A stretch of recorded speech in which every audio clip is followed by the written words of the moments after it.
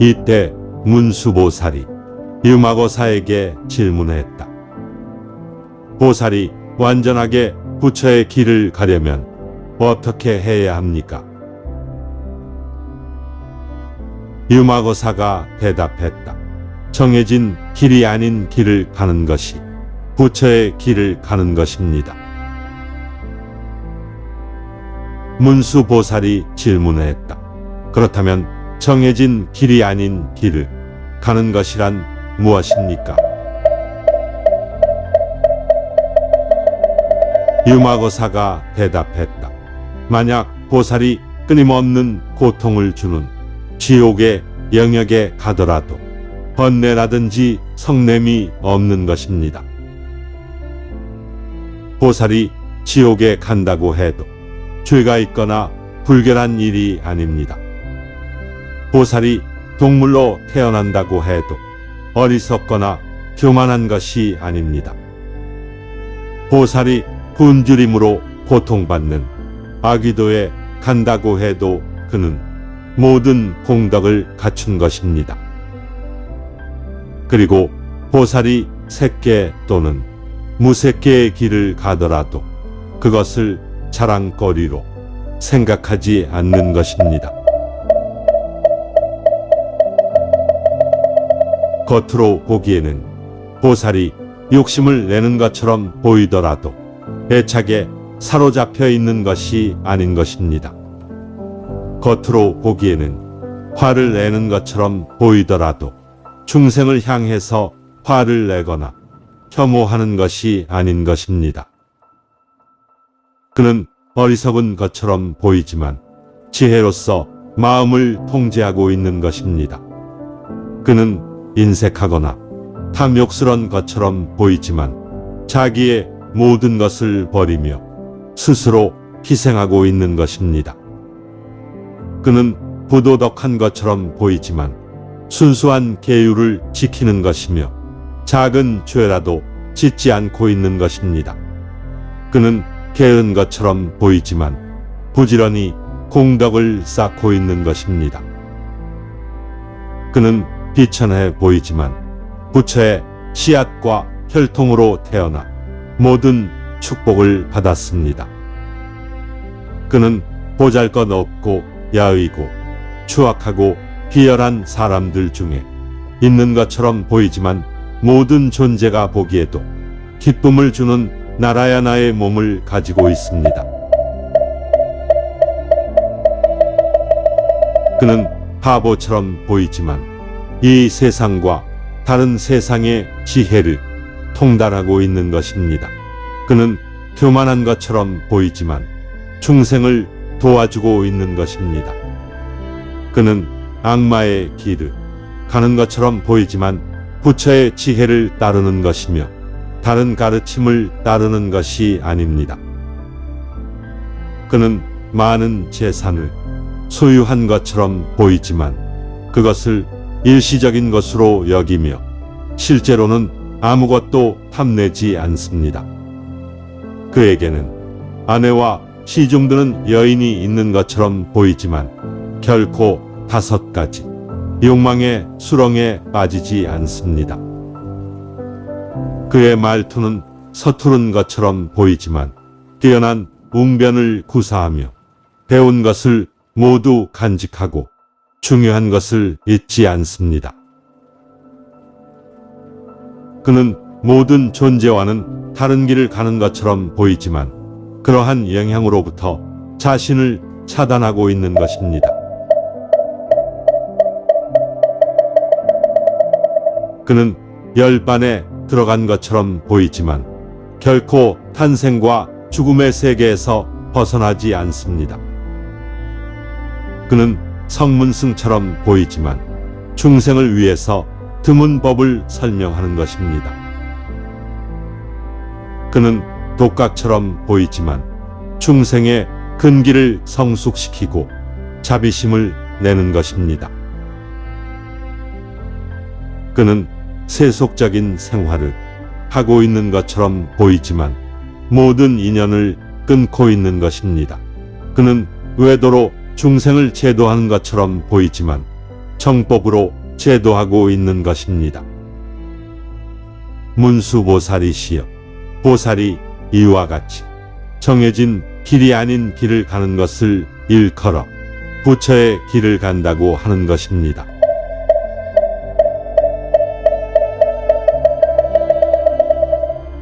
이번에는 유마고사가 문수보살에게 질문을 했다. 문수보살이시여, 열애의 씨앗이 될 수 있는 것은 무엇이라고 생각하십니까? 고정된 실체라는 생각을 가진 이 몸이 열애의 씨앗입니다. 존재에 대한 집착이 열애의 씨앗입니다. 뿐만 아니라 무명, 탐욕, 성냉, 어리석음, 네 가지 뒤바뀐 생각, 불안, 의심, 천상계에 대한 욕망, 팔정도에 위배되는 삿된 도리, 십선도에 위배되는 불선업도, 그리고 62가지 외도가 모두 열애의 씨앗입니다. 유마고사가 질문했다. 그와 같이 말씀하시는 것은 무슨 이유입니까? 문수보살이 대답했다. 무위법으로 윤회를 벗어난 사람은 안욕 따라 삼약 삼보리를 일으키지 못합니다. 그러나 유위법에 속해 있는 사람이야말로 안욕 따라 삼약 삼보리를 일으킬 수 있습니다. 유마고사님이시여, 고지대 평원에서는 연꽃은 피어나지 않습니다. 연꽃은 저지대의 축축한 수렁에서 피어납니다. 이와 마찬가지로 무의를 궁극으로 믿는 사람에게는 깨달음의 꽃은 피어나지 않습니다. 깨달음의 꽃은 축축한 수렁과 같이 온갖 번뇌가 있는 사람에게만 피어나는 것입니다. 공중에 뿌려진 씨앗은 자랄 수 없지만 땅 속에 심어진 씨앗은 자랄 수 있습니다. 이와 마찬가지로 무의를 궁극으로 삼는 자들에게는 부처님의 법은 자랄 수 없습니다. 그러나 수메르 산과 같은 높은 오만과 자만에 빠져 있으면서도 깨달음의 마음을 일으킬 때 부처님의 법은 자랄 수 있는 것입니다. 그러므로 모든 번뇌야말로 열애가 되는 씨앗입니다. 깊은 바다 속으로 들어가야만 귀한 보배를 구할 수 있는 것과 같이 번뇌의 바다 속으로 들어가야 열애의 보배를 구할 수 있는 것입니다.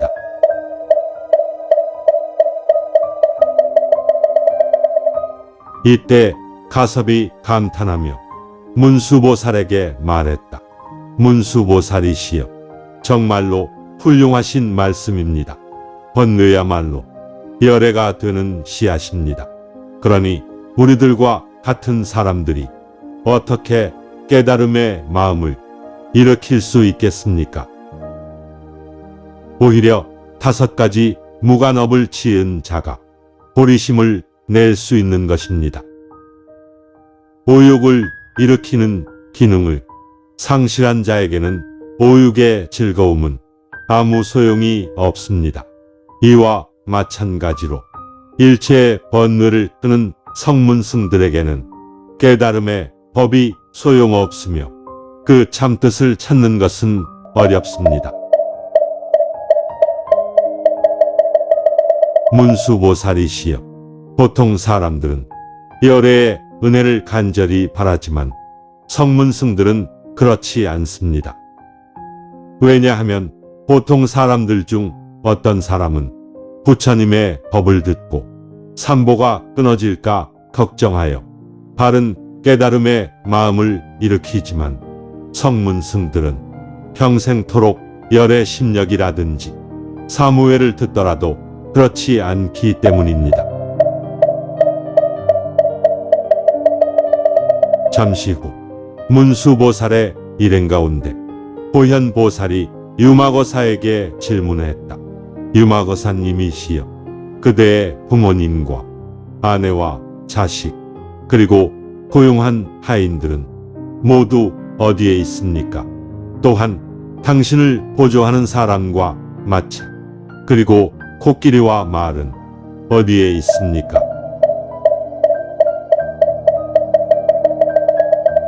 질문을 받은 유마거사는 다음과 같은 개송으로 대답했다. 지혜는 보살의 어머니이고 방편은 그의 아버지라네. 모든 중생을 이끌어주고 가르치는 보살은 반드시 이것을 부모로 삼아서 태어난다네. 법의 기쁨은 보살의 아내이고 자비와 연민의 마음은 그의 딸이며 선한 마음과 성실은 그의 아들이며 허공과 평온함이 그의 거처라네.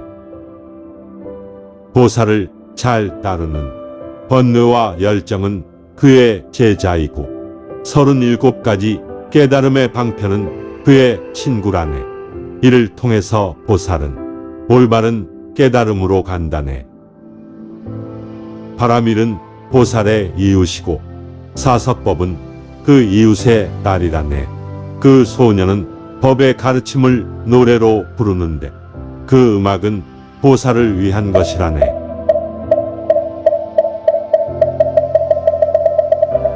가르침이 가득한 정원에서는 무로법의 나무를 자라게 한다네. 나무에서 피는 아름다운 꽃이란 깨달음의 7가지 요소, 열매, 페탈, 그리고 지혜라네. 명상에 맑은 물로 가득 찬 8가지 페탈의 욕탕에 7가지 청정한 연꽃을 비워놓고 그곳에서 몸을 씻은 보살은 피가 없다네. 보살의 코끼리와 말은 그의 초월적인 힘으로 길을 가는 것이며 그의 수레는 대승이며 그의 마부는 보리심이니 일심으로 집중하여 팔정도를 여행한다네. 보살은 무수히 많은 불국토와 헤아릴 수 없는 지옥을 넘나들며 중생들을 위해서 그곳에 태어나 그들을 이롭게 한다네.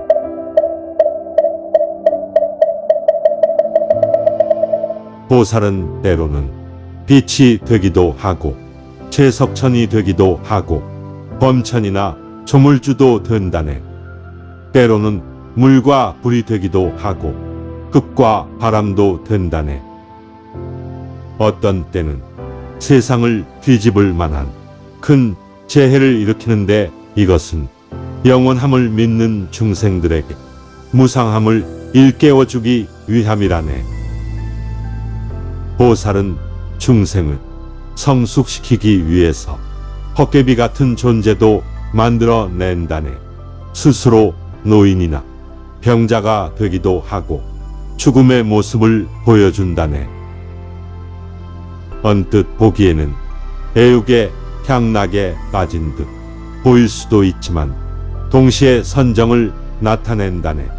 이것은 마귀를 제압하여 마귀에게 틈을 주지 않는 것이라네. 무량한 겁에 걸쳐서 일체의 열애가 보살의 공덕을 칭송하더라도 다 할 수 없는데 지혜가 부족한 사람이 아니라면 누가 이 법을 듣고 깨달음을 찾지 않겠는가?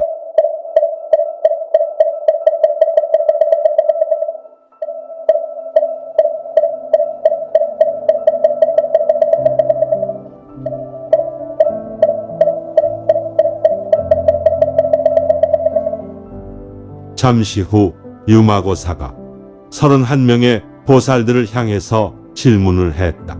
2개이지만 2개가 아닌 법의 문으로 들어간다는 것에 대해서 여러분들의 생각을 말씀해 주시길 바랍니다.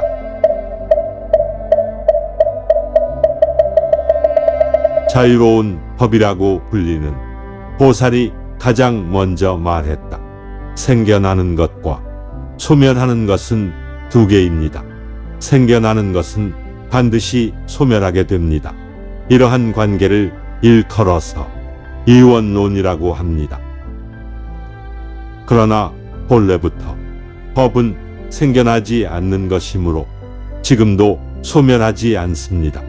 이와 같이 생겨나지 않는 법이라고 할 수 있는 무생의 진리를 파악하고 받아들인다면 두 개이지만 두 개가 아닌 법의 문, 즉 불이원론의 문으로 들어갈 수 있는 것입니다.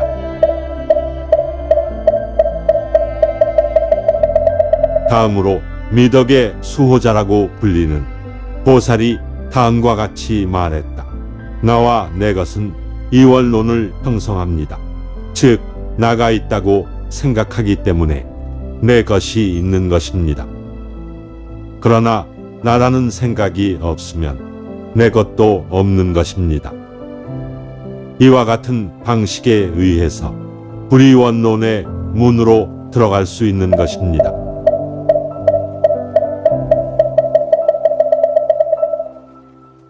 이어서 가물거리지 않는다고 불리는 보살이 다음과 같이 말했다. 인식하는 것과 인식하지 않는 것은 이원론을 형성합니다. 그러나 모든 법은 인식되어질 수 없기 때문에 이 세상에서 취할 수 있는 것은 아무것도 없습니다. 취할 수 있는 것이 없기 때문에 실제로는 무엇이든지 받아들일 수도 없고 거부할 수도 없는 것입니다. 그러므로 의지작용도 없고 행동도 역시 없는 것입니다. 이와 같은 방식에 의해서 불이원론의 문으로 들어가는 것입니다.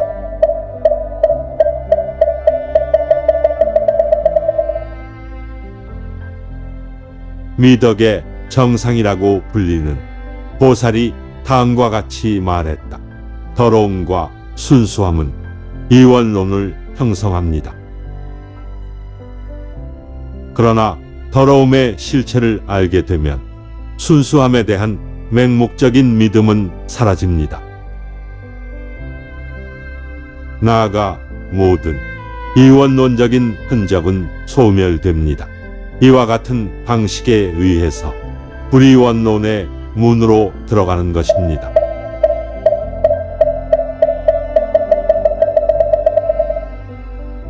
이어서 좋은 별자리라고 불리는 보살이 다음과 같이 말했다.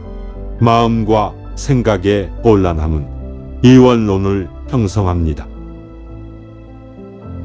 그러나 마음이 흔들리지 않으면 생각도 일어나지 않으며 생각이 없으면 분별심도 없습니다.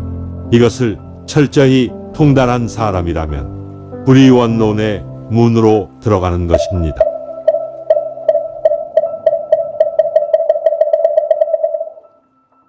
이어서 놀라운 힘이라고 불리는 보살이 다음과 같이 말했다. 보살의 마음과 성문의 마음은 이원론을 형성합니다. 그러나 마음 그 자체도 마치 헛개비와 같이 공허한 것이므로 보살의 마음도 없고 성문의 마음도 없는 것과 같습니다. 이와 같은 관점에 의해서 불이원론의 문으로 들어가는 것입니다.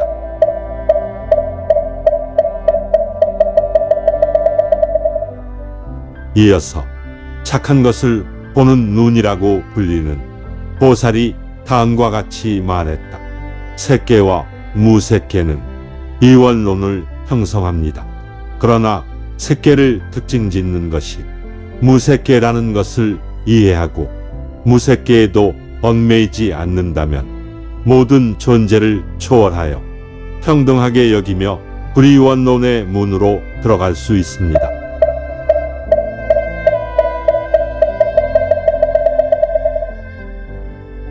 이어서 부시야라고 불리는 보살이 다음과 같이 말했다.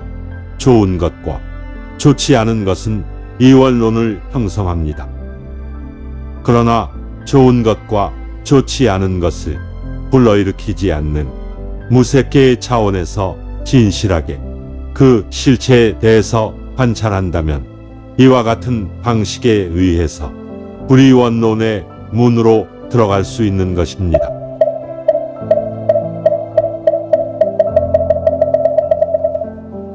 이어서 사자라고 불리는 보살이 다음과 같이 말했다. 비난과 축복은 이원론을 형성합니다.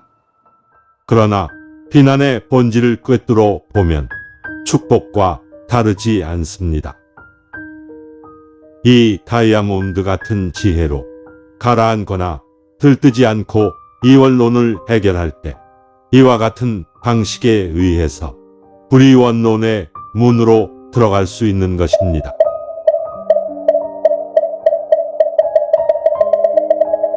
이어서 사자의 의지라고 불리는 보살이 다음과 같이 말했다. 열정이 줄어드는 것과 열정이 줄어들지 않는 것은 이원론을 형성합니다. 그러나 모든 법은 평등하게 작용한다는 사실을 이해할 수 있다면 줄어들거나 줄어들지 않는다는 관념에 빠지지 않을 것입니다. 색계에도 머물지 않게 되고 무색계에도 머물지 않게 됩니다. 이와 같은 방식으로 우리는 불이원론의 문으로 들어갈 수 있는 것입니다.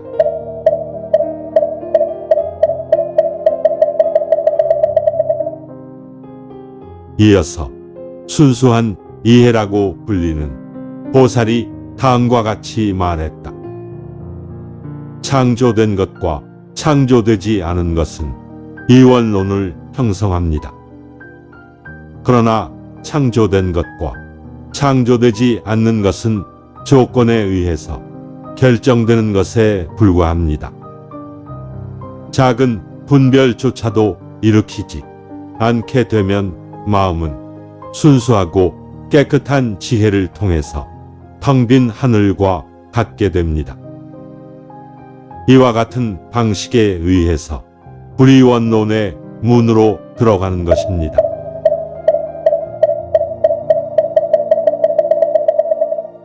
이어서 나라야나 라고 불리는 보살이 다음과 같이 말했다. 세속적인 것과 비세속적인 것은 이원론을 형성합니다.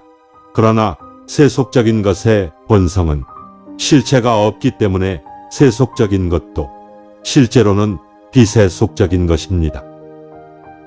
거기에 들어가지도 않고 나가지도 않고 넘치거나 부족하지도 않은 이러한 관점에 의해서 불이원론의 문으로 들어가는 것입니다. 이어서 착한 의지라고 불리는 보살이 다음과 같이 말했다. 태어나고 죽음이 있는 세계와 열반의 세계는 이원론을 형성합니다. 그러나 태어남과 죽음이 진실된 본성을 본다면 태어남도 없고 죽는 것도 없고 속박도 없고 속박의 풀림도 없고 생겨나는 것도 없고 소멸도 없음을 알게 됩니다. 이것을 이해하는 사람은 이와 같은 방식으로 불이원론의 문으로 들어가는 것입니다.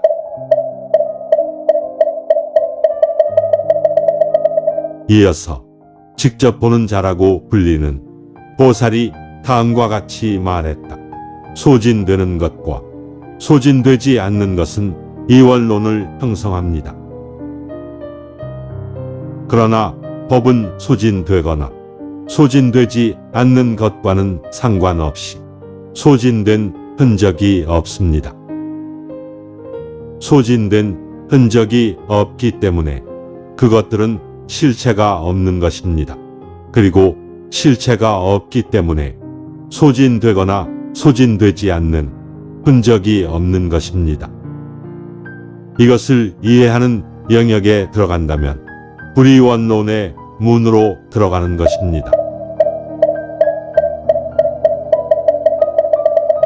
이어서 보편적인 수호자라고 불리는 보살이 다음과 같이 말했다. 나와 내가 아님은 이원론을 형성합니다. 그러나 나조차도 파악할 수 없는데 어떻게 내가 아님을 파악할 수 있겠습니까? 나의 진정한 본성을 본 사람은 더 이상 이 두 가지의 개념을 일으키지 않을 것입니다. 이와 같은 방식으로 불이원론의 문으로 들어가는 것입니다.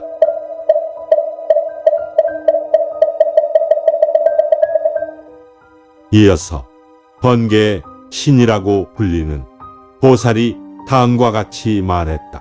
깨달음과 어리석음은 이원론을 형성합니다. 그러나 어리석음의 진정한 본질은 다름 아닌 깨달음에 있지만 깨달음은 인식될 수 없으며 모든 현상을 초월해 있습니다. 그러므로 누구라도 이러한 이원론의 본질을 간파할 수 있다면 불이원론의 문으로 들어가는 것입니다.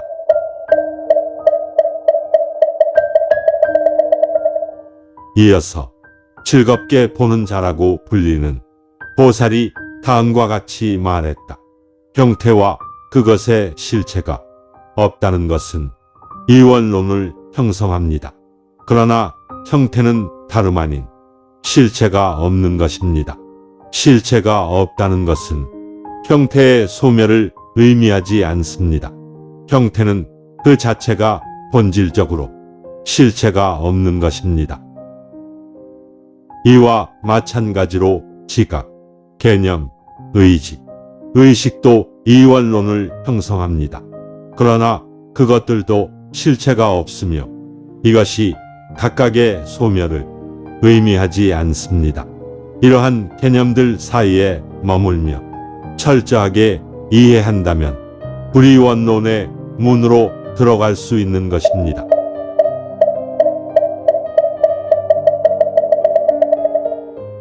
이어서 셋계의 깨달음이라고 불리는 보살이 다음과 같이 말했다. 치수화풍과 허공을 다르다고 간주한 것은 이원론입니다.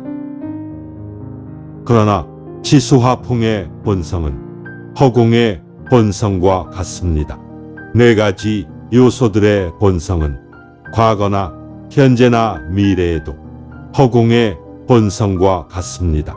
이와 같은 방식으로 네 가지 요소의 본성을 이해할 수 있다면 불이원론의 문으로 들어가는 것입니다.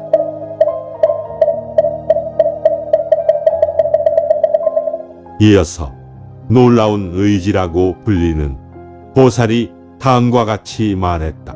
눈과 눈의 관찰 대상은 이원론을 형성합니다.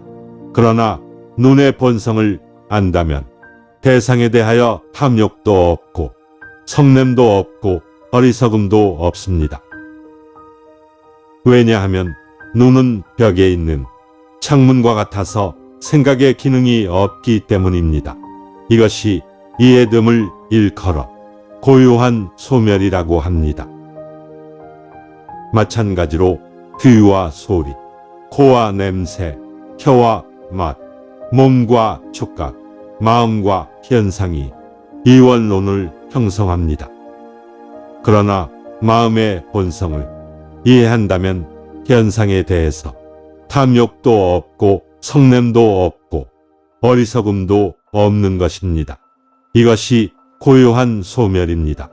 그 가운데서 생각을 일으키지 않고 휴식을 취함으로써 우리는 불이원론의 문으로 들어가는 것입니다.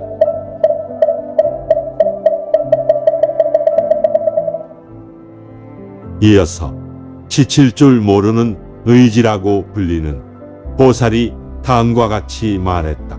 보시와 그것의 공덕에 의해 얻어지는 일체의 지혜는 이원론을 형성합니다. 그러나 보시의 본질은 공덕을 베풀어서 일체의 지혜를 얻는 것입니다. 마찬가지로 지계, 인욕, 정진, 선정, 지혜도 각각의 공덕에 의해 얻어지는 일체의 지혜와 대조적으로 이원론을 형성합니다. 그러나 그러한 것들의 본질도 바로 일체의 지혜를 얻기 위해 공덕을 실천하는 것입니다. 이와 같이 연결되는 공통된 단일성을 이해함으로써 우리는 불이원론의 문으로 들어가는 것입니다.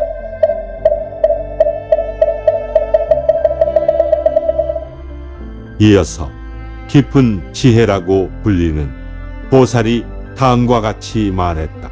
이것은 실체가 없고 이것은 무상하고 이것은 무이다.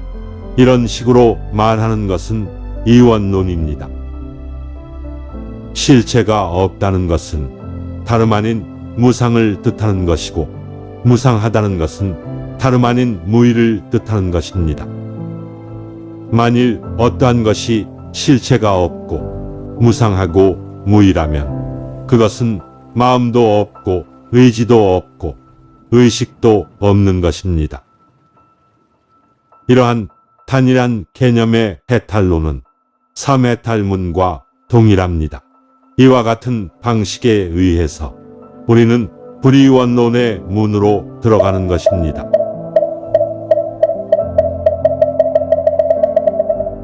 이어서 고요한 불이라고 불리는 보살이 다음과 같이 말했다.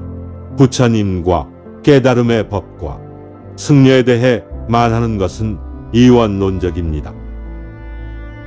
부처님은 다름 아닌 깨달음의 법이고 법은 다름 아닌 승려입니다. 이 삼보는 모두 허공과 같이 무상한 것으로 같은 것입니다. 이러한 이해를 통해서 행동하는 사람은 불이원론의 문으로 들어가는 것입니다.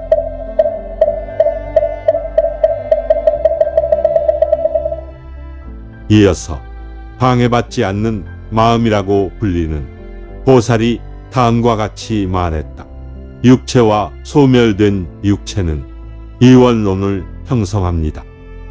그러나 육체는 소멸된 육체와 다른 것이 아닙니다. 그 이유는 무엇이겠습니까?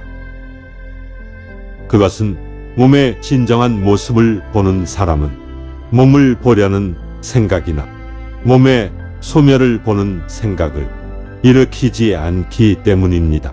즉, 육체와 육체의 소멸은 둘이 아니며 구별할 것도 아닌 것입니다. 놀라지도 않고 두려워하지도 않으며 이러한 이해에 머무는 사람은 불이원론의 문으로 들어가는 것입니다.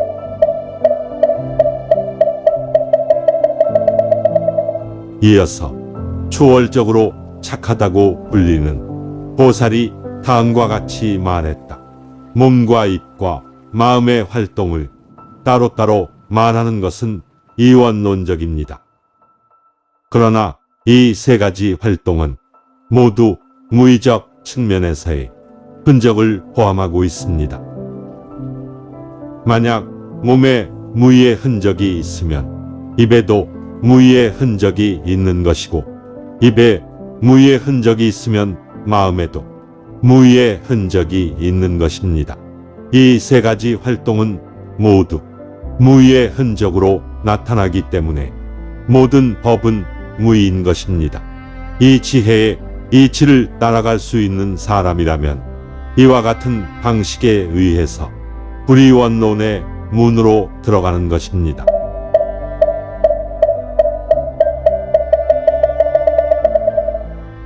이어서 장점의 파치라고 불리는 보살이 다음과 같이 말했다. 공덕이 있는 행위, 비난받는 행위, 과보가 없는 행위에 대해서 말하는 것은 이원론적입니다. 그러나 세 가지 행위의 진정한 본성은 모두 실체가 없는 것입니다. 그리고 그것의 실체가 없기 때문에 공덕이 있는 행위도 없고 악한 행위도 없으며 과보가 없는 행위도 없습니다. 이 세 가지 행위에 대해서 어떤 분별의 생각도 일으키지 않는 사람은 이와 같은 방식으로 불이원론의 문으로 들어가는 것입니다.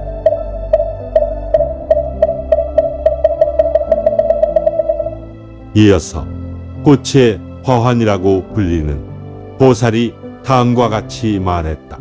자기라는 개념에서 자기와 타인이라는 두 가지의 개념이 생겨나며 이것은 이원론을 형성합니다. 그러나 자아의 진정한 모습을 보는 사람은 두 가지 생각을 일으키지 않습니다. 그리고 두 가지 생각에 머물지 않는다면 인식하는 것도 없고 의식하는 것도 없게 되는 것입니다. 이와 같은 방식에 의해서 불이원론의 문으로 들어가는 것입니다.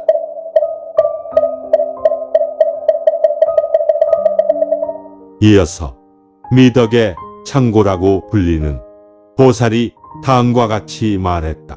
사람과 그가 얻을 수 있는 어떤 대상이 있다고 가정하는 것은 이원론적입니다. 그러나 온전히 얻을 수 있는 것이 없음을 깨달으면 집착할 것도 없고 거부할 것도 없을 것입니다. 따라서 집착할 것도 없고 거부할 것도 없을 때 이와 같은 방식으로 불이원론의 문으로 들어가는 것입니다.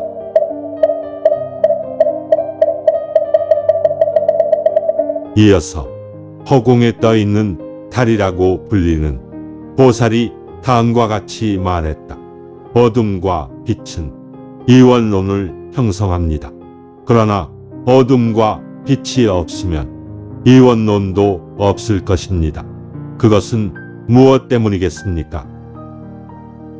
그것은 인식과 관념을 없애는 명상에 들어가면 어둠과 빛은 없는 것과 같기 때문입니다.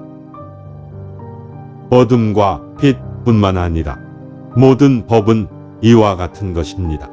만약 이 상태에 들어가서 모든 것을 평등하게 여길 수 있다면 이와 같은 방식에 의해서 불이원론의 문으로 들어가는 것입니다.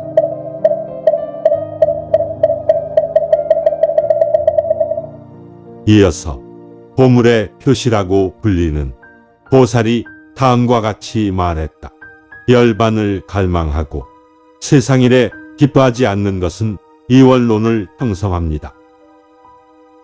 그러나 열반을 갈망하지 않고 세상을 미워하지 않으면 이원론은 없을 것입니다. 그것은 무엇 때문이겠습니까? 스스로 속박하기 때문에 그것을 풀려고 하는 것입니다. 그러나 스스로의 속박이 없다면 속박을 풀 필요가 없는 것 아니겠습니까? 속박과 속박의 풀림이 없으면 동경도 없고 싫어함도 없을 것입니다. 이런 방식에 의해서 우리는 불이원론의 문으로 들어가는 것입니다. 이어서 보석왕관을 쓴 왕이라고 불리는 보살이 다음과 같이 말했다. 옳은 길과 잘못된 길은 이원론을 형성합니다. 그러나 올바른 길에 있는 사람은 이것은 잘못된 것이다.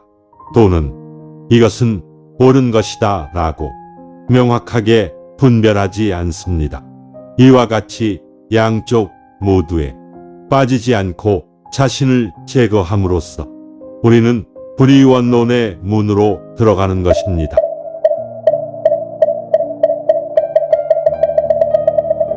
마지막으로 진실 안에서의 기쁨이라고 불리는 보살이 다음과 같이 말했다.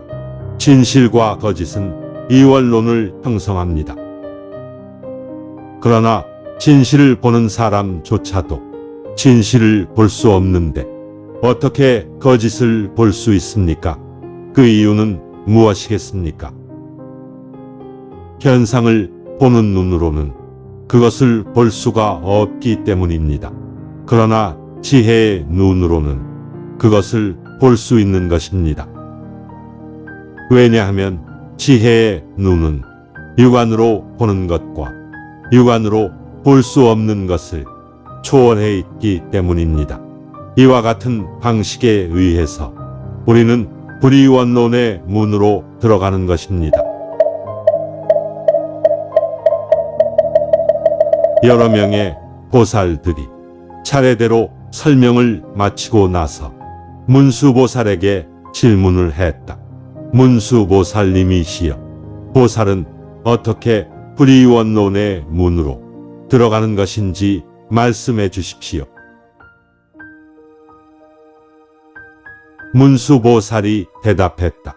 여러분들께서 모두 옳은 말씀을 해주셨지만 여전히 두 개라는 흔적이 남아 있습니다. 일체의 법에 대해서 어떠한 말도 필요하지 않으며 제시하려는 바도 없고 분별심도 없고 모든 질문과 대답이 사라지는 것입니다. 이와 같은 방식으로 우리는 불이원론의 문으로 들어갈 수 있습니다. 그리고 나서 문수보살은 유마거사에게 질문을 했다. 이제 유마거사님께서 말씀하실 차례입니다. 보살은 어떻게 불이원론의 문으로 들어가야 하는 것입니까? 하지만 유마거사는 대답을 하지 않았다. 시간이 지나고 침묵이 흘렀다.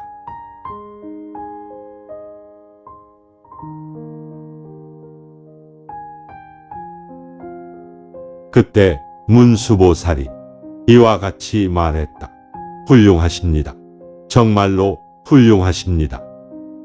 어떤 소리도 없이, 한마디의 말도 없이, 마음의 미동 없이 진실하게 불이원론의 문으로 들어가는 것을 보여주셨습니다.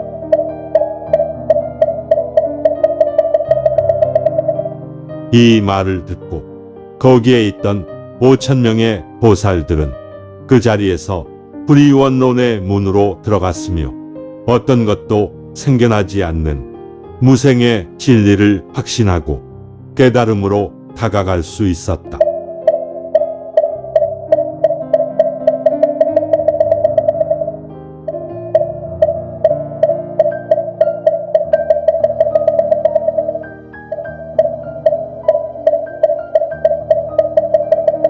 시간이 흘러 어느덧 태양은 중천에 걸렸다. 사리자는 다음과 같이 생각했다. 점심때가 되었는데 유마거사는 이 많은 보살들의 식사를 어떻게 대접하려는 것일까? 이때 유마거사는 사리자의 마음을 읽고 나서 다음과 같이 말했다. 사리자님이시여, 그대는 부처님의 8의 탈문을 듣고 실천하시지만 지금은 식사에 대한 생각으로 가득 차 있으니 바람직한 일이 아닙니다. 그러나 이제 곧 지금까지 식사와는 전혀 다른 식사를 대접해 드리겠습니다. 유마거사는 산매에 들어가 신통력으로 수많은 보살들과 성문승들에게 다음과 같은 신비로운 광경을 보여주었다. 이곳으로부터 42만 항하사의 불국토를 지나면 가장 훌륭한 향기가 가득하다고 해서 일체묘양국이라고 이름 붙여진 불국토가 있는데 그곳엔 향정열애가 머물고 계신 곳이었다. 그곳에는 성문승이나 독각은 없었고 보살들과 천신들이 있었는데 그들의 몸에서는 향기가 나오고 있었다. 그리고 그곳의 숲속에서 나오는 엄청난 향기는 그들의 향기보다 훨씬 더 훌륭한 것이었다. 향정열애는 오직 보살들에게만 법문을 하고 계셨다. 그리고 그곳에 있는 누각과 정원, 공전에서도 향기가 나오고 있었고 뿐만 아니라 잠시 후 그들이 먹을 음식에서 나오는 향기는 무량한 다른 불국토에서도 맡을 수 있을 정도였다. 공양 때가 되어 향정열애와 보살들이 공양을 하고 있을 때 천신들은 그들의 공양을 도와주고 있었다. 유마거사는 이와 같은 장면들을 보여준 것이었다. 유마거사가 여러 보살들에게 말했다. 여러분들 중에서 일체묘양국으로 가서 공양을 구해올 수 있는 분이 계십니까? 그러나 아무도 선뜻 나서는 이는 없었다. 이때 유마거사가 문수보살에게 말했다. 그대와 함께 온 보살들이 이 정도라니 부끄럽지 않으십니까? 문수보살이 대답했다. 배운 것이 부족하다고 해서 그들을 얕봐선 안 된다고 부처님께서 말씀하셨지 않습니까? 이때 유마거사는 갑자기 그 자리에서 보살의 화신을 만들어냈다. 그 화신의 몸은 금빛으로 빛났고 훌륭한 외모를 갖추고 있었다. 그에게 유마거사는 다음과 같이 말했다. 화신 보살이여, 그대는 42만 항하사의 불국토를 지나면 일체묘양국에 도착할 것이다. 그리고 그곳에 향정연회께서는 공양을 하고 계실 것이다. 가장 먼저 열의 발에 이마가 닿도록 인사를 공손히 올린 후 다음과 같은 말을 전해드리거라.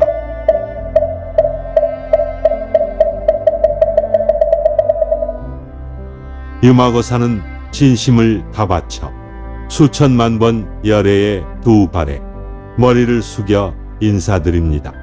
혹시라도 어디가 아프시지 않고 건강하신지, 여전히 상쾌하고 기분이 좋으신지요? 제가 이곳에 온 이유는 열애께서 드시고 남은 음식이 있으면 그것을 저에게 나누어 주셨으면 해서입니다.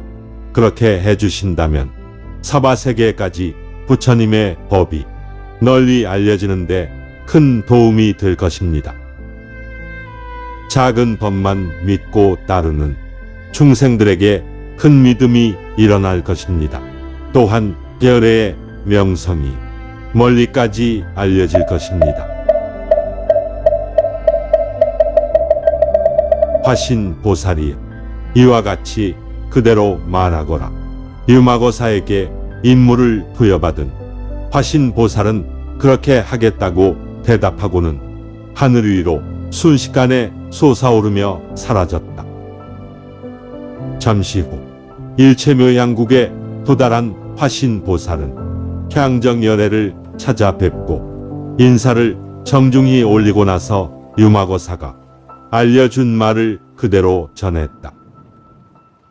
그러자 일체묘양국의 보살들은 화신보살의 말과 총명한 눈빛에 놀라서 향정열애에게 질문했다. 이처럼 위대한 보살은 어디에서 온 것입니까? 사바세계는 어디에 있습니까? 작은 법을 믿는다는 것은 무슨 뜻입니까?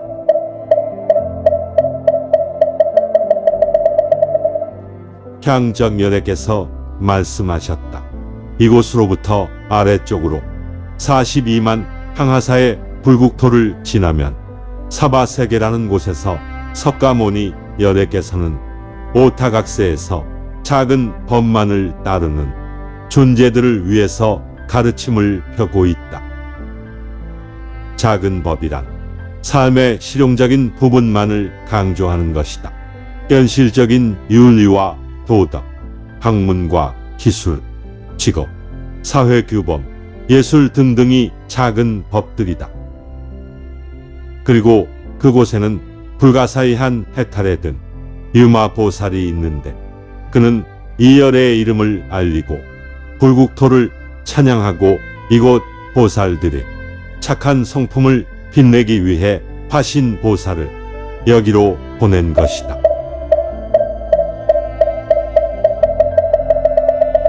보살들은 열애에게 질문했다. 화신 보살의 신통력은 엄청나고 어떤 두려움도 없습니다. 이러한 보살을 만든 유마보살은 도대체 얼마나 위대한 보살입니까? 향정열애께서 말씀하셨다. 유마보살이라면 시방의 불국토 전체에 수많은 화신을 만들어서 보내어 보살의 임무를 완수시킬 수 있을 정도로 엄청난 경지에 오른 보살이다. 잠시 후 향정열애께서는 향기가 나오는 바루에 진귀한 향기를 내는 각종 음식을 담아서 건네주었다. 이것을 보던 900만의 보살들은 향정열애에게 질문했다. 저희들도 사바세계로 가서 석가모니 열애를 찾아뵙고 인사를 드리고 공양을 올리고 싶습니다. 그리고 유마보살도 만나 뵙고 싶습니다. 향정열애께서 말씀하셨다. 지금이 적당한 기회이기 때문에 가고 싶은 보살들은 누구라도 다녀와도 좋다. 그러나 그곳에 도착해서는 향기를 함부로 내지 말도록 해야 한다. 왜냐하면 사바세계 중생들은 향기에 취해서 타락하기 쉽기 때문이다. 또한 보살들의 뛰어난 경지를 한꺼번에 내보이지 말아야 한다. 왜냐하면 그 세계의 중생들은 너무 부러워해서 위축되기 쉽기 때문이다. 열애께서는 말씀을 마치시자 화신보살과 900만의 보살들은 유마거사와 향정열애의 신통력에 의해서 순간적으로 이동하여 유마거사의 집으로 오게 되었다.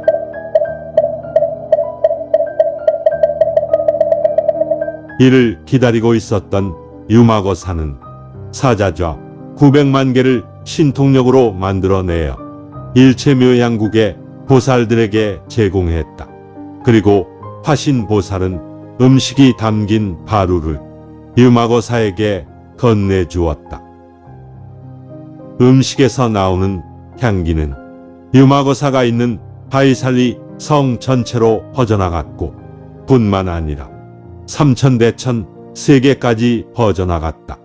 향기를 맡은 그 지역의 의차비족 8만 4천 명의 사람들, 바라문들과 거사들과 성문승들, 그리고 6개와 3개의 신들까지 모두 유마거사의 집으로 모였다. 이때 유마거사가 말했다.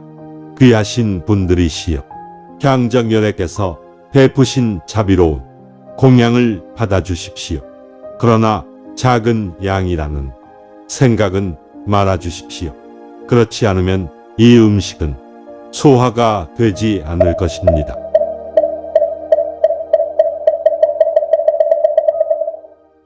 그러나 한 성문승이 다음과 같은 생각을 했다. 이렇게 적은 음식으로 어떻게 이 많은 존재들에게 나누어 줄 것인가? 이러한 생각을 읽어낸 화신보살이 성문승들을 향해서 말했다. 귀하신 분들이시여, 그대들의 작은 지혜와 덕으로 열애의 지혜와 덕을 비교하지 말아 주십시오. 왜냐하면 네 곳의 바닷물이 모두 말라붙는 일이 있더라도 여기에 있는 이 음식이 부족한 일은 없을 것입니다. 귀하신 분들이시여, 만약 모든 존재들에게 주먹밥을 한 개씩 제공한 양이 수메르산과 같이 높이 쌓이고 그러한 일이 한 컵 동안 계속된다고 해도 여기에 있는 이 음식이 부족한 일은 없을 것입니다. 왜냐하면 열애께서 드시고 남은 이 음식은 소진되지 않는 지혜와 선정, 계율로 이루어졌기 때문입니다. 이윽고 무수히 많은 대중들은 공양을 하기 시작했다. 그러나 음식의 양은 줄어들지 않았으며 배불리 먹지 않은 존재는 없었다. 또한 공양을 마친 모든 존재들은 몸의 피부에서 일체묘양국의 숲에서 나오는 향기와 같은 것이 나오기 시작했다. 유마고사는 몸을 단정히 하고 꼿꼿이 세우고 앉아서 일체묘양국의 보살들에게 질문을 했다. 귀하신 보살들이시여, 향정연회의 법문은 어떠한 것인지 말씀해 주십시오.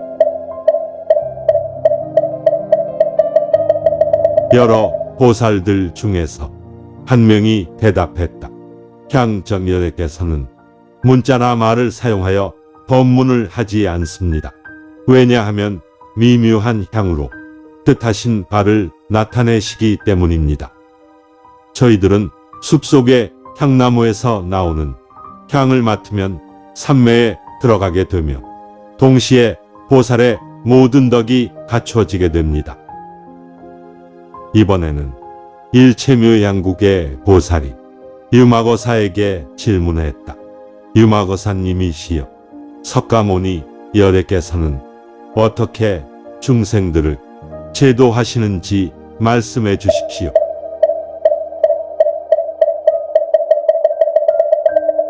유마고사가 대답했다.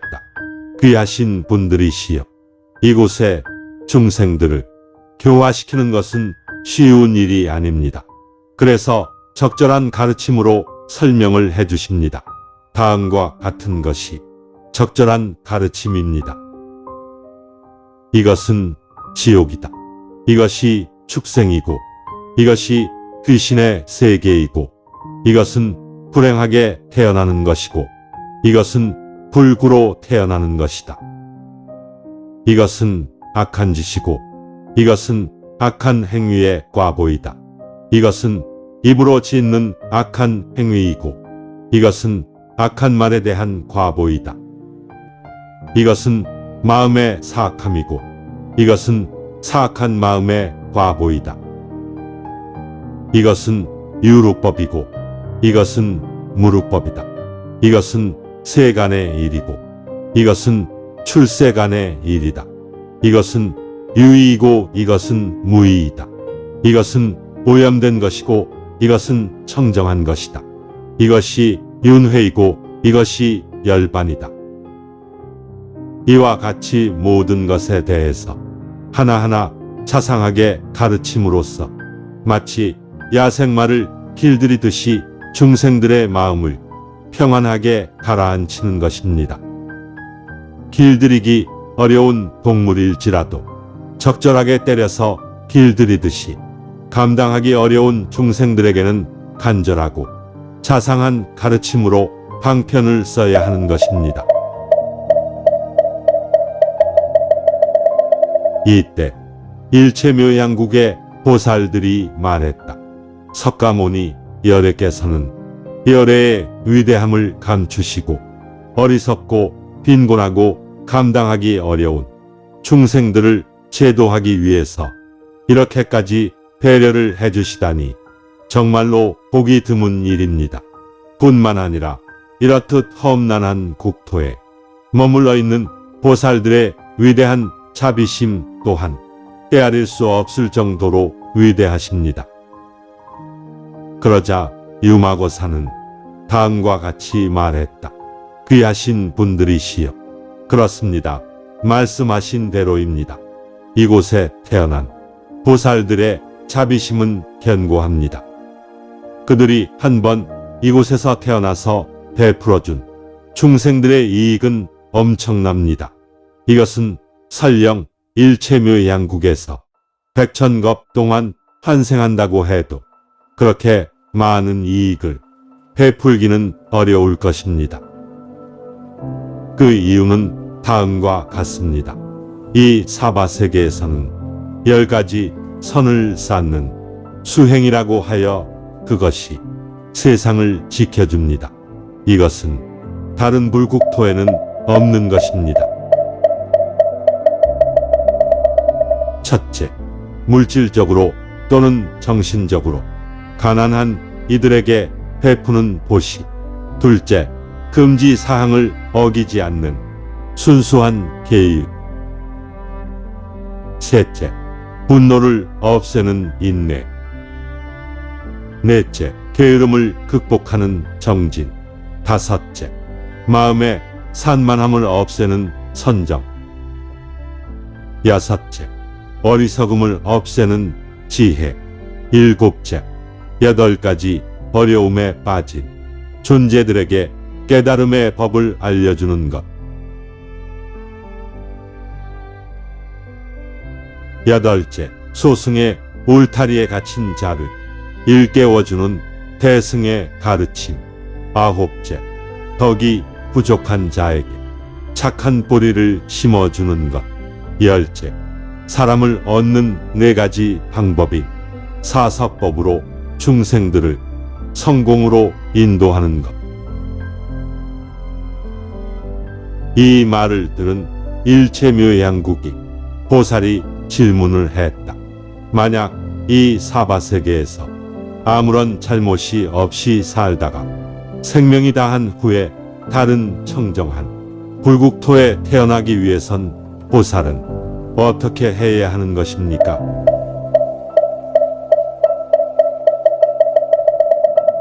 유마고사가 대답했다. 그것은 다음과 같은 8가지의 수행을 통해서 청정한 불국토에 태어나게 됩니다. 첫째, 그는 다른 존재들을 풍요롭게 해주거나 그들에게 혜택을 주고 나서는 어떠한 이익을 바래서는 안 됩니다. 둘째, 그는 모든 존재들의 고통을 스스로 짊어져야 하고 그로써 얻은 공덕은 모두 그 존재들에게 돌려주어야 합니다. 셋째, 그는 다른 존재들과 같아야 하고 자신을 낮추어 그들의 수준으로 내려가야 하고 어떠한 마음의 벽도 없어야 합니다. 넷째, 그는 다른 보살들을 부처를 보는 것처럼 여겨야 합니다. 다섯째, 그는 전에 들어본 적이 없는 경전을 들으면 의심하지 않아야 하며 성문승들과는 논쟁하거나 반대하지 않아야 합니다.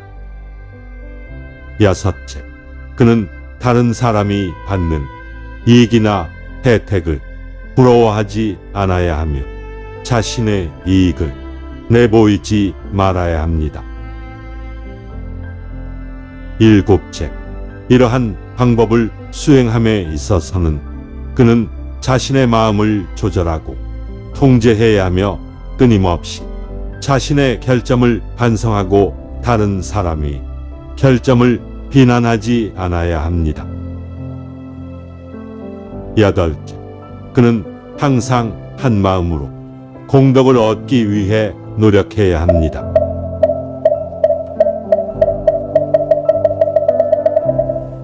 보살은 이와 같은 8가지 방법의 실천을 통해서 이곳에서 아무런 잘못 없이 살다가 곧바로 청정한 다른 불국토에 태어날 수 있습니다. 보살들과 유마고사의 법문을 들은 10만 명의 존재들은 그 자리에서 안욕따라 삼약, 삼보리의 마음을 일으켰으며 만명의 보살들은 무생의 진리를 깨닫게 되었다.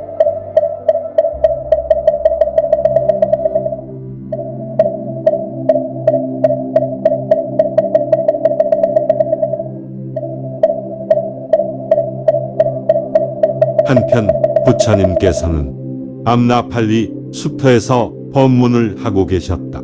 그때 갑자기 숲터가 넓어지면서 법문을 듣던 사람들이 몸의 색깔이 금빛으로 변했다. 아난다가 부처님께 질문했다. 부처님, 이 숲터가 갑자기 넓어진 이유와 사람들의 몸에서 금빛이 나오는 이유는 무엇입니까? 부처님께서 말씀하셨다. 아난다야, 이것은 유마고사와 문수보살이 그들을 존경하는 사람들과 함께 나에게 온다는 표시이다. 이 무렵 유마고사는 문수보살에게 다음과 같이 질문했다. 문수보살이시여 일체묘양국의 보살들과 함께 부처님을 찾아뵙고 인사를 드리는 것이 어떻겠습니까? 문수보살이 대답했다. 유마거사님이시여, 지금이 적당한 때인 듯하니 함께 가도 좋을 것 같습니다. 그러자 유마거사는 신통력으로 사자좌에 앉아있던 대중들을 그대로 오른손 위에 올린 후 부처님이 계신 곳으로 이동했다. 잠시 후 부처님이 계신 곳에 도착하자 유마거사는 그들을 내려놓았다. 그리고 유마거사와 그의 일행들은 부처님께 머리가 땅에 닿도록 인사를 드리고 합장을 했다.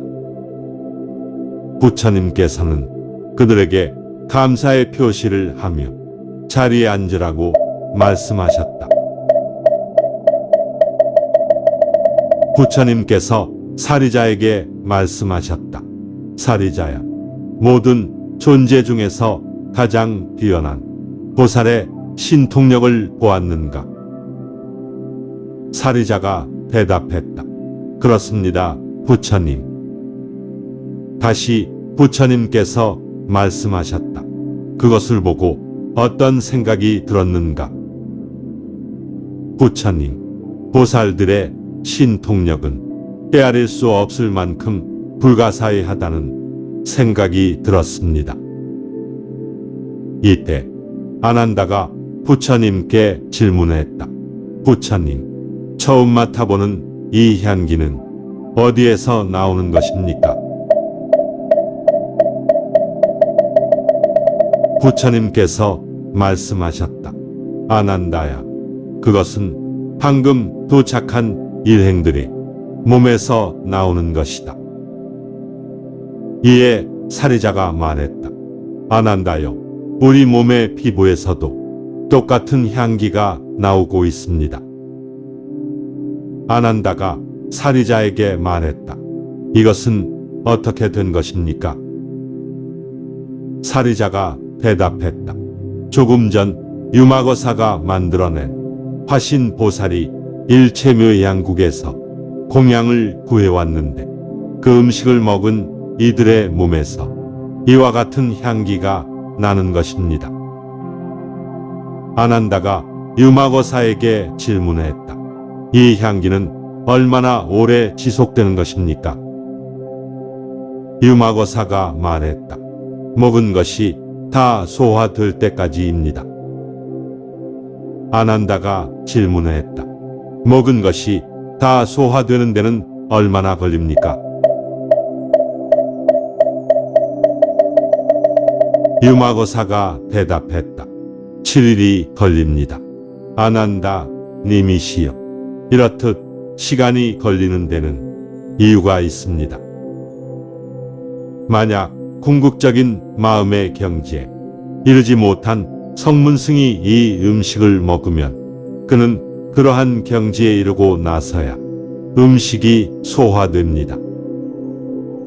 만약 궁극적인 마음의 경지에 있는 사람이 이 음식을 먹으면 그가 완전히 해탈에 이르고 나서야 음식이 소화됩니다. 만약 깨달음의 마음을 발심하지 않은 사람이 이 음식을 먹으면 그 사람이 발심할 때 그것은 소화됩니다. 이미 발심한 사람이 이 음식을 먹으면 그 사람이 무생의 진리를 깨달아야 소화됩니다. 무생의 진리를 깨달은 사람이 이 음식을 먹으면 그 사람이 다음 생에 부처가 된다는 보살이 될 때 그것은 소화됩니다.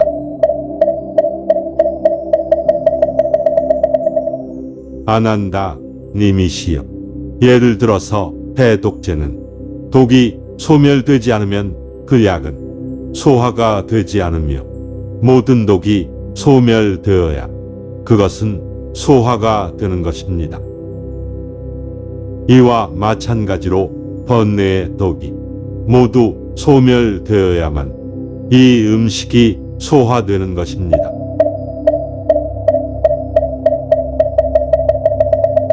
유마거사의 말을 듣고 나서 아난다는 부처님께 질문했다.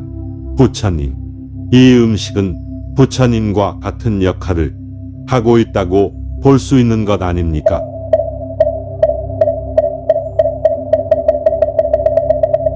부처님께서 말씀하셨다. 아난다야, 그대가 말한 것과 같다. 그뿐만이 아니라 다음과 같은 많은 것들이 열의 역할을 하고 있다. 보살이 열의 역할을 하기도 하며 부처의 광채가 열의 역할을 한다. 보리수나무가 열의 역할을 하기도 하고 부처의 외모를 보는 것이 열의 역할을 한다. 부처의 옷이 열의 역할을 한다. 어떤 경우에는 강물이나 숲터 또는 궁전과 같은 장소가 열의 역할을 하기도 하며 마술로 만들어진 사람이 열의 역할을 한다.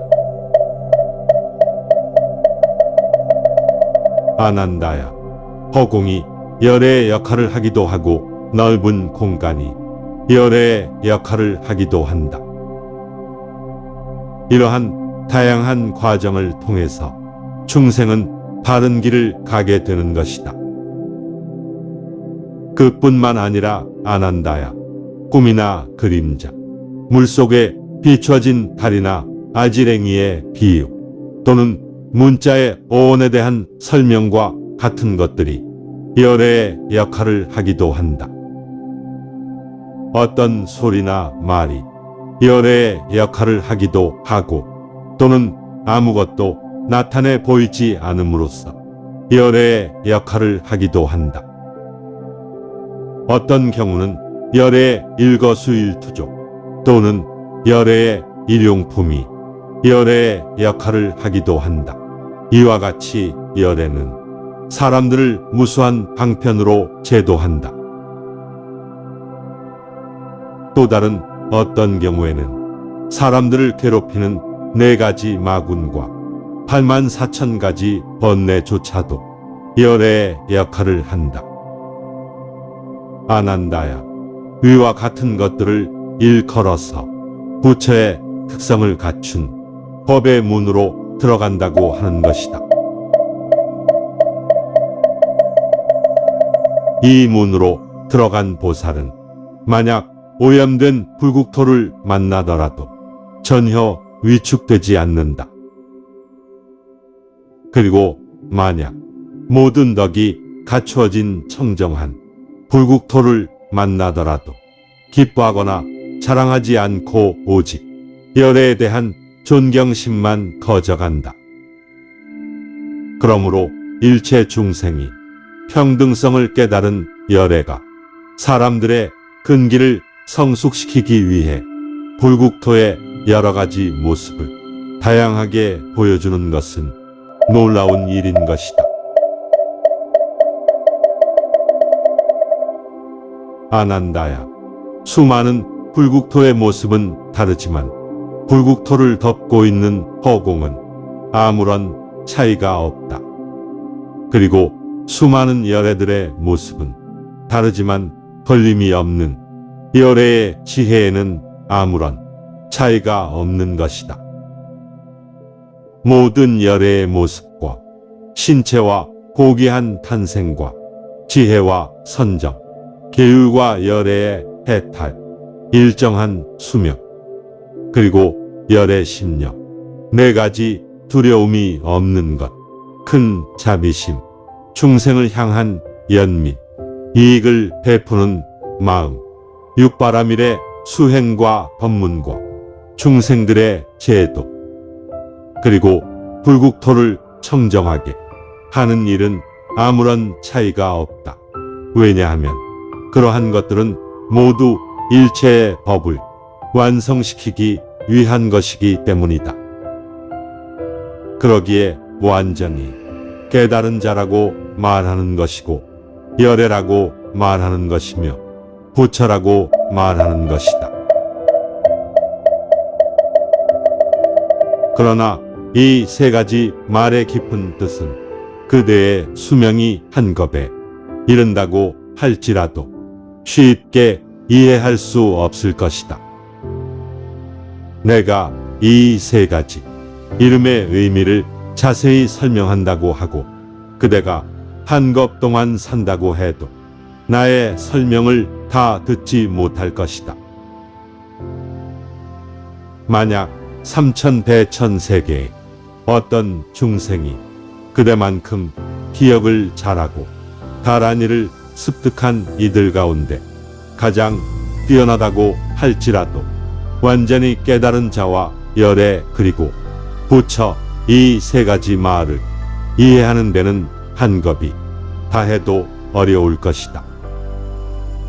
아난다야, 열애의 안욕따라 삼맥삼보리는 이와 같이 무량하며 열애의 지혜와 언변은 쉽게 헤아릴 수 없는 것이다. 이때 아난다가 부처님께 말했다. 부처님, 오늘부터 저는 다문제일이라는 별칭을 버리겠습니다. 부처님께서 말씀하셨다. 아난다야, 그렇다고 해서 낙담해선 안 된다. 왜냐하면 내가 그대의 별칭을 다문제일이라고 한 것은 보살까지 염두하고 말한 것이 아니기 때문이다. 그리고 아무리 아는 것이 많고 현명한 사람일지라도 보살의 생각을 헤아리는 것은 어려운 일이기 때문이다. 아난다야, 그대는 보살이 하는 행동을 기억하지 않는 것이 가장 좋을 것이다. 왜냐하면 이곳의 모든 성문승과 독각들이 백천겁 동안 신통력을 사용한다고 할지라도 유마고사가 조금 전에 보여준 신통력에는 미치지 못하기 때문이다. 이 말을 들은 일체묘양국의 보살들이 석가모니 부처님께 합장을 하며 질문을 했다. 부처님이시여, 저희가 여기에 왔을 때는 이곳을 업신여기는 생각이 있었지만 이제는 아닙니다. 왜냐하면 부처님의 높은 경지와 적절한 방편에는 헤아리기 어려운 깊은 뜻이 있기 때문입니다. 중생들을 위해서 다른 불국토를 보여주시는 것이 그것입니다. 부처님이시여, 저희는 이제 돌아갑니다만 이후에도 석가모니 부처님을 기억하기 위해서 법문을 해주시길 바랍니다. 부처님께서 말씀하셨다. 소진되는 것과 소진되지 않는 것으로부터의 해탈에 대해서 설명을 하는 것이 좋을 것 같구나. 소진된다는 것은 무엇을 뜻하는 것일까? 그것은 조건으로 이루어진 것이 소멸되는 것을 뜻한다. 이와는 반대로 소진되지 않는다는 것은 무엇을 뜻하는 것일까? 그것은 조건으로 이루어지지 않은 것이 소멸되지 않는 것을 뜻한다. 그러나 보살과 같은 존재는 조건으로 이루어진 것이 소멸되지 않도록 하면서도 소진되지 않는 것에도 머물지 않는다.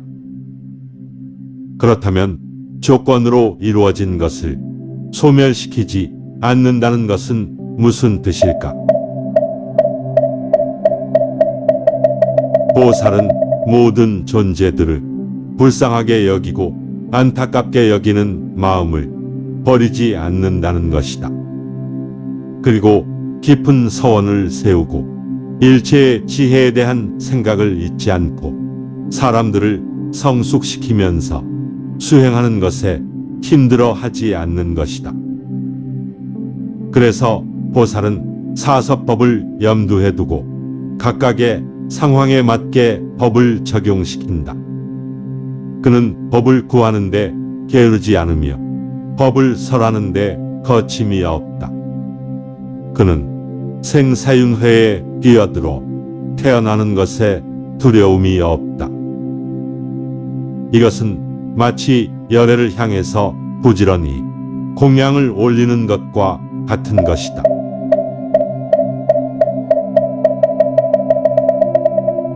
그는 영광 속에 있어도 교만하지 않고 지옥 속에 있어도 비굴하지 않는다. 그는 학자를 스승처럼 공경하고 번뇌가 많은 자를 바른 길로 안내해 준다. 그는 한적함을 즐기면서도 결코 그것에 빠지지 않으며 자신의 행복에만 집착하지 않고 타인의 행복을 소중하게 여긴다. 이것은 그가 명상을 마치 지옥의 형태인 것처럼 바라보고 생사윤회를 마치 정원처럼 여기는 것을 의미한다. 그는 좋은 안내자가 될 수 있는 적절한 방법에 대한 생각으로 가르침이 필요한 사람들을 도와준다. 그는 자신의 소유를 미루고 어떻게 하면 일체의 지혜를 얻을 수 있을지 생각한다. 그는 계율을 어기는 자들을 보고 어떻게 하면 그들을 구원할 수 있을지를 생각한다. 그리고 그는 육바라밀을 어머니와 아버지처럼 여긴다. 그는 뜻을 함께하는 사람들이 수행원으로서 길의 방향을 생각하며 자신의 불국토를 완성하기 위해 다른 불국토의 청정함을 보여준다.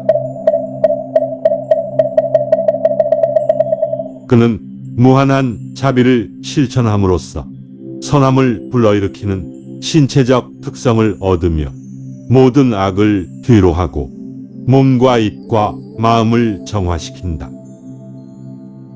그는 무수한 것 동안 생사의 세계에 머물며 항상 용감한 마음을 유지하고 부처님의 헤아릴 수 없는 공덕에 귀를 기울이고 한 번 세운 결심은 결코 저버리지 않는다. 그는 지혜의 칼을 사용하여 세상의 욕망을 도둑질하는 자들을 무찌른다.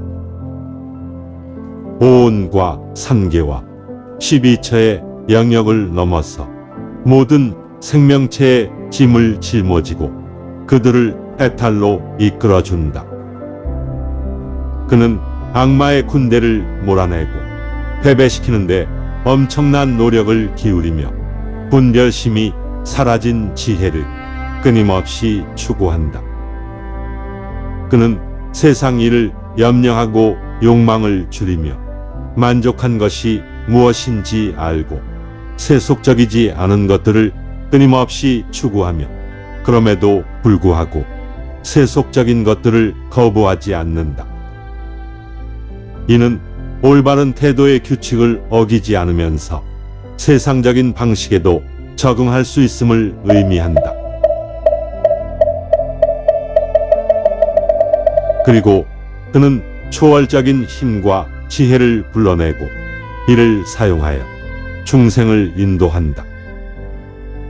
그는 들은 것을 잊지 않도록 집중하고 기억하기 위해서 노력한다. 그는 사람들의 다양한 능력을 정확하게 구별하여 그들을 의심으로부터 벗어나게 해준다.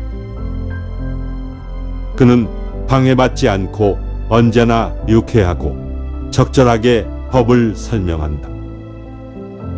그는 십선도를 성실히 수행하여 인간과 천상의 복을 받으며 사무량심을 닦고 범천의 길을 연다. 그는 경전 듣는 것을 간절히 구하기 때문에 기쁨과 축복을 받는다. 그리고 그는 부처의 목소리를 듣고 부처와 같은 몸과 입과 마음에 탁월함을 얻는다.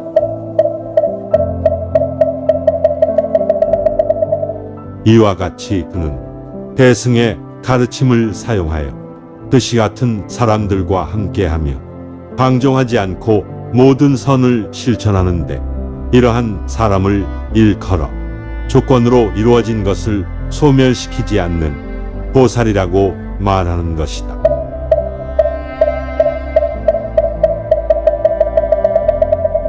그렇다면 그 다음으로 보살은 소진되지 않는 것에도 머물지 않는다는 말은 무슨 뜻일까?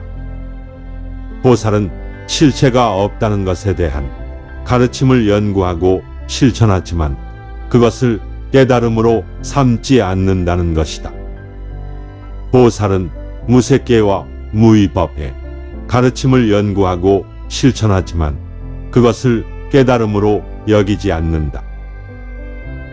그리고 그는 번뇌와 고통에서 벗어난 상태에 대해서 연구하고 실천하지만 그것을 깨달음으로 여기지 않는다. 그는 세상을 무상하다고 여기지만 선근을 닦는 일을 게을리하지 않는다. 그는 세상이 고통에 의해서 얼룩진 곳이라고 생각하지만 그 속에서 태어나고 죽는 것을 싫어하지 않는다. 그는 불멸의 자아가 없다는 것을 알고 있지만 다른 사람에게 법을 제시하는 것에 지칠 줄 모른다. 그는 고요한 소멸이 있다고 알고 있지만 오랫동안 소멸 속에 머물지 않는다. 그는 세상을 버리고 떠나야 할 것을 알고 있지만 이곳에서 몸과 마음으로 선을 행한다. 그는 목적지가 없다는 것을 알면서도 목적지에 대한 좋은 법칙을 만든다. 그는 태어남이 없음을 알면서도 다른 사람의 짐을 나누기 위해 태어남의 형태를 취한다. 그는 인위적인 행동을 끊어야 된다는 것을 알면서도 일부러 끊지 않는다. 그는 실천할 것이 없음을 알면서도 중생에게 법을 전하고 법을 실천하며 실체가 없는 것과 일체가 무상하다는 것을 받아들이면서도 큰 연민을 버리지 않는다. 그는 올바른 열반을 얻을 수 있다는 견해를 받아들이지만 소승적인 교리를 따르지 않는다. 모든 현상은 허망하고 견고함이 없고 고유의 특성이 없고 주인이 없고 보여지는 모든 것은 무의미하다는 것을 알고 있지만 아직 이루어지지 않은 공덕이나 명상 그리고 지혜를 무의미하다고 여기지 않는다. 이와 같이 수행하는 사람을 일컬어 소진되지 않는 것에도 머물지 않는 보살이라고 말하는 것이다. 이 가르침을 듣고 모든 보살들은 크게 기뻐했다.